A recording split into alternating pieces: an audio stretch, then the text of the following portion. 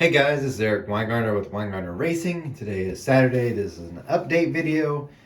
So it's usually pretty short, so let's get into it. First off, I think next Friday, so this will be a special video, next Friday, I'm going to do a video where I just answer your questions. So here's what I want you to do. If you have any questions you want to ask me, but maybe you just didn't have time to email or whatever reason you just haven't, put them in the comments. And on Friday, I will do a video where I just answer questions from you guys. I've done this before, but it's probably been almost a year now. So feel free to ask any question you want. I'll put it in the video and do my best to answer them. I may not have the answers you want, and I may not just know the answer, period. So anyway, put that in there. Next, the guys that won the t-shirts, I'm extremely sorry I haven't got them out. I actually had them all ready to go ship yesterday and drove to the post office to realize they're closed because it's Veterans Day. You're like, how do you not know it's Veterans Day? Well, because I'm living right here. This is pretty much where I live the majority of the day, minus maybe 10 hours a day where there's 2 hours with the family and 8 hours maybe of sleeping and eating.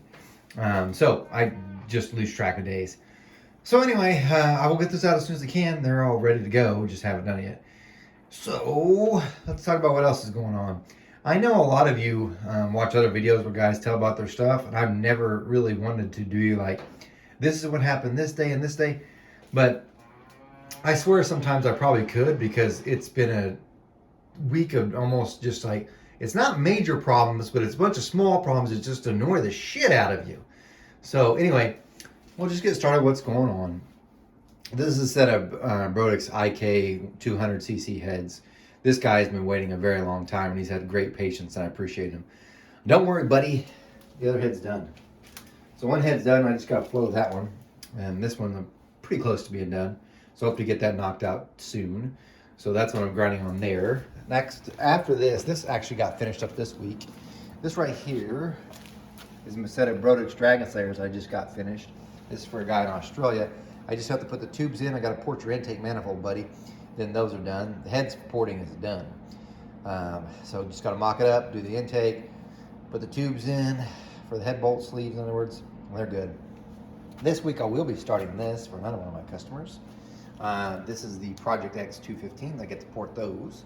So that'll be up. This is going to be a really cool video for those that don't have any idea what I'm talking about. This is an old set of AFR 195cc heads. These were like 2002. I float them. So they're small block Chevy. And of course, they have newer ones now that are dramatically different design. I flowed these, and I'm going to do like an old versus new, how much difference there is between the old AFR 195 versus the new ones. Now this is just in for a refresh, so I'm going to touch it up and see if it will end up beating the new ones. But this one, that's pretty interesting to me, because I'm interested in some of the older stuff versus how it compares to the new stuff. I actually think this may actually beat some of the newer ones. So there's that.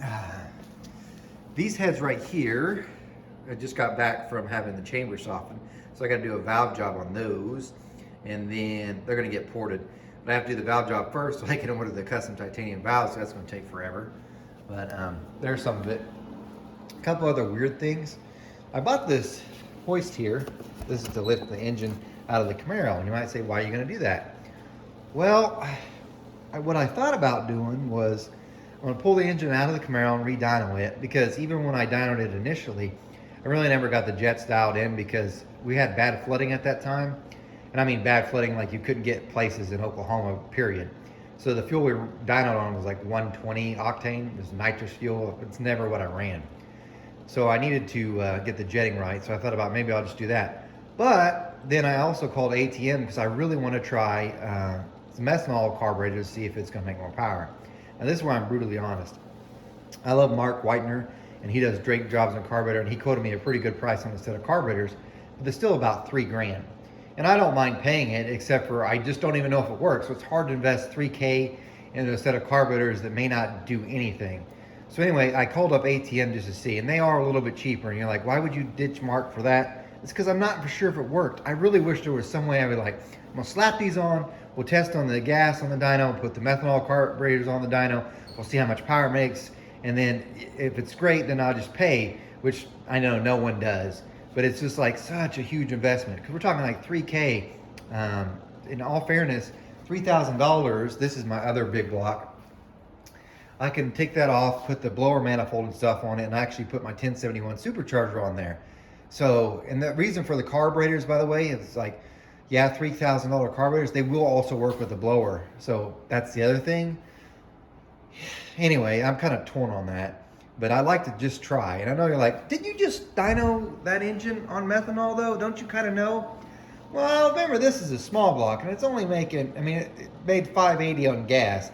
It's also 11.9 compression ratio. The Camaro's engine's a big block, 565. It's got 15.2 to 1 compression ratio, so a much higher fuel. So I'm very curious to see if compression actually makes any difference with methanol. However, 3,000, and then this happened. Ugh. This is what I'm talking about, like little pain in the ass problems. This is my mini split, okay? It had been working perfectly. I've only had it less than 2 years. In December, it'll be 2 years. I ordered it off Amazon, yeah, whatever. I paid someone else to install it because, as you know, I don't mess with electrical stuff unless it's 12 volt. Anyway, I paid a professional to install it. It'd been working fine until, bam, it gets cold. Finally, it got cold here in Oklahoma. And so I was like, I'll kick this on because it's a heat pump thing too. No, E1 error code.